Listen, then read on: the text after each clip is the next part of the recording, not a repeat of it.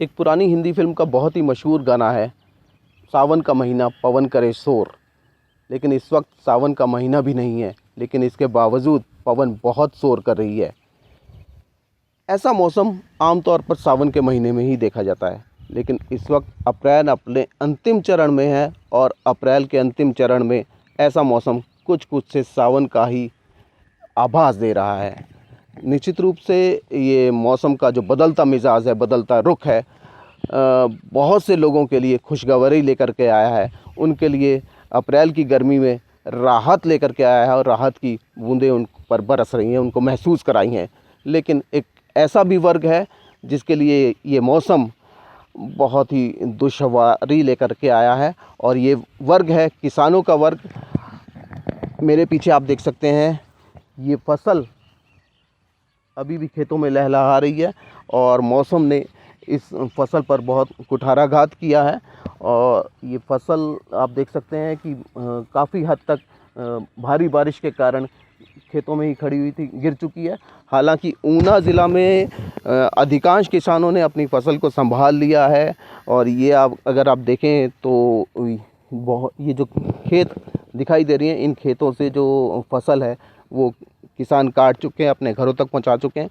लेकिन एक किसानों का एक बहुत बड़ा वर्ग है जिसकी जो फसल है अभी भी खेतों में लहलहा रही है। और दुख और परेशानी की बात ये होगी कि अभी जब मौसम साफ़ भी होगा, उसके बावजूद इस फसल को सूखने में और इस फसल को सही तरीके से इसकी कटाई करने के लिए भी दो दिन कम से कम ऐसे चाहिए होंगे जब धूप पूरी तरह से खिली हो, ताकि ये जो फसल है सही से सूख सके और इसकी कटाई हो सके। तो ये किसानों के लिए एक परेशानी है।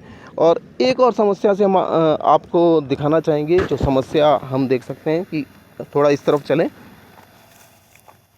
ये देखिए, जो गेहूँ निकलता है और गेहूँ के बाद में जो गेहूँ का भूसा रह जाता है, जिसको पंजाबी में तूड़ी भी कहा जाता है, वो भी किसानों की अभी तक बहुत से किसानों की खेतों में ही पड़ी है। और ये तूड़ी जो या भूसा जिसे हम कहें, ये बारिश के कारण काफ़ी हद तक भीग चुका है। अंदर तक अगर हम हाथ डाल के देखें, ये देखिए, अंदर तक अगर हम हाथ डाल के देखें तो भीगा हुआ भूसा है, भीगी हुई तूड़ी है।